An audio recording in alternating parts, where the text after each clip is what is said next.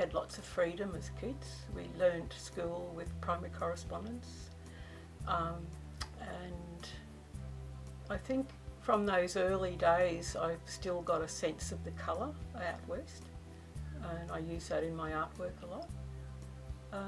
So it was pretty idyllic. The first watercolour I did for my mum when I was about 9, and so I guess she encouraged, or my parents encouraged us to do some artwork.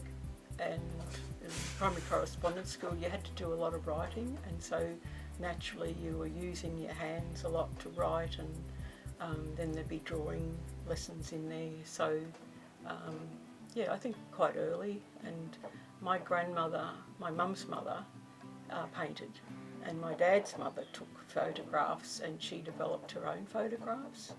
So those things sort of impact on you.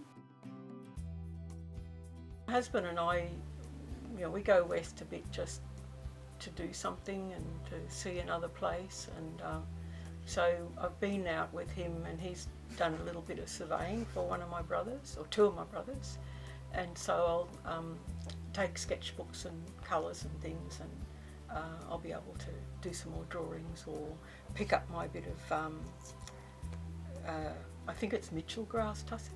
So it's very fragile, but it's quite beautiful, and I sort of think it's a little bit like orchids. So I'm inspired by the way things come from a long, long time ago. And so orchids are from Gondwana land, and I think the Mitchell tussocks are probably, millennia old. They've evolved, and so I love those aspects of the country, and that's why I keep on sort of wanting to take trips out and reference that. In this particular one, the sketchbook takes up most of the image, and it's a very quick sketch, but with lots of energy, of the fire at Ravenswood, where I'm sitting around the fire with the students, and the rapport is really good. And so I thought I'd like to do something about this fire, but what materials would I use? And so I'm already doing this series about differences, the difference between drawing and digital, and I want to capture digitally something that will relate to that incredible quality of fire. So I've got glass shards that I've picked up. One's the beautiful blue that you get in the old castor oil bottle, so they're collected now if you can find them intact, but often I just find pieces of glass. There's a lot of rusty nails, and some very rusty wire, and then an almost extreme opposite in terms of a metal, there's a broken key ring, just a little piece of it, which is metallic and shiny and has all that quality of the way metal reflects light that nothing else does, or shiny metal does. So the rusty nails absorb all the light, and they're very dark, and the shiny broken key reflects all the light. And that's another principle of working with light and understanding light. And so I also have the objects that are placed on top of the drawing catching the shadow, and those shadows are a little bit like the flickering movement of flame. It's always sort of moving. You think, if I was to draw it, at what point do I capture that flame and still want to try and make it look ambient?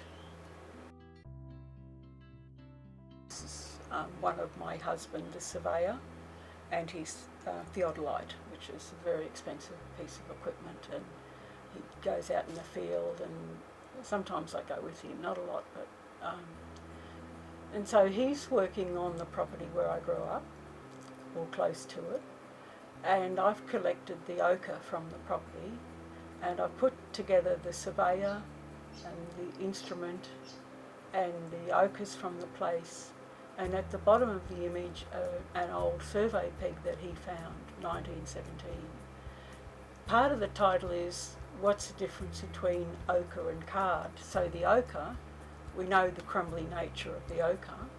The card that the sketchbook is lying on top of is the same sort of heavy-duty card from, say, a refrigerator box, a TV box, and so it's something that's been manufactured and recycled, and it's about what support do we use, what do we print onto as a digital print, how does the quality of the ochre that I'm trying to capture well in the digital photograph, how does the quality of that soft rock compare to the manufactured slickness of the card behind it?